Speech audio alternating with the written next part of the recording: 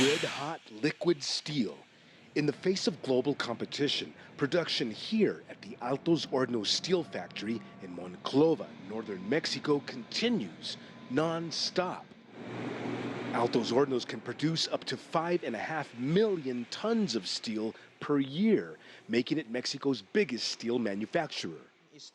But state-owned Chinese steelmakers are outpacing virtually every steelmaking country on the planet. The result has been an oversupply of steel that is pushing down global prices. In response, global steelmakers like Altos Hornos have drastically reduced production and cut thousands of jobs. This year, we've had to cut around 1,500 jobs, but last year was even more difficult. Some 3,000 jobs cut. That had a huge impact on the lives of many people. To protect Mexico's steel industry, last year, Mexico's Secretary of the Economy placed a 15% tariff on steel imports from countries without trade agreements with Mexico. Under heavy lobbying by Mexico's steel industry, the federal government has moved to renew the tariffs for another 6 months. This massive hook is now going to lift one of these hot metal rolls onto the train. Just to give you an idea, each one of these things weighs between 20 and 30 tons, and they're going to be delivered to specific locations all across Mexico. Enrique Dussel is an expert on China and Mexico trade. He says China's central government has been working with Chinese steel companies to slow output. The central government wishes to decrease production and this excess capacity, but local governments are concerned about the financial, economic, and social and political cost of these measures, no? Because this will affect the local community substantially. They are important. Dussel says it all comes down to jobs and who will be the first to make cuts. The central government has requested, invited, asked the public sector to reduce capacity, to start a process of consolidation, and the public sector says, fantastic, let the city of Shanghai start.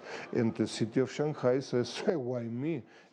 This year alone, China has pledged to cut 45 million tons of its excess steel capacity, and officials there say they ultimately expect steel cuts to cost 500,000 Chinese jobs. Franc Contreras, CCTV, Monclova, Mexico.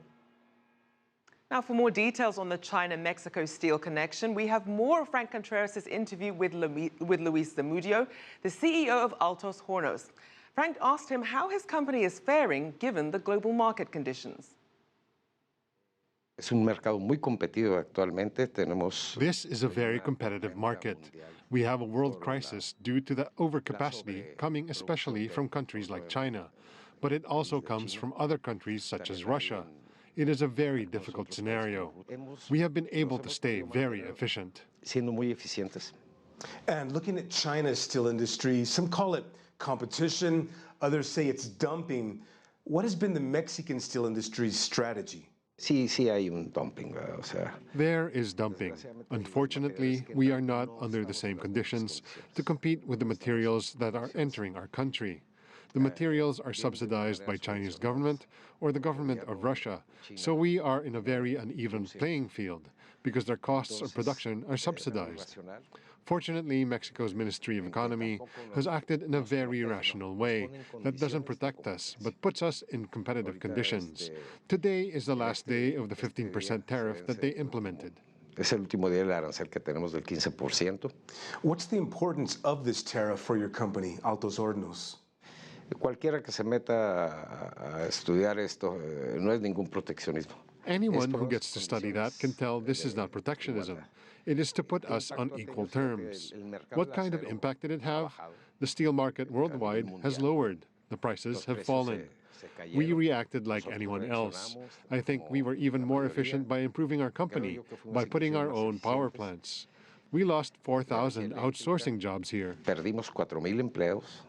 Finally, how do you view the situation that China's steel industry faces? Yo creo que los señores del gobierno de China están intentando controlar. I think the officials inside the government of China are trying to control the overcapacity because this is the cause of many problems.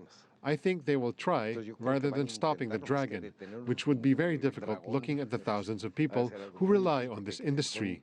Their policies must also be very well designed, and this takes time.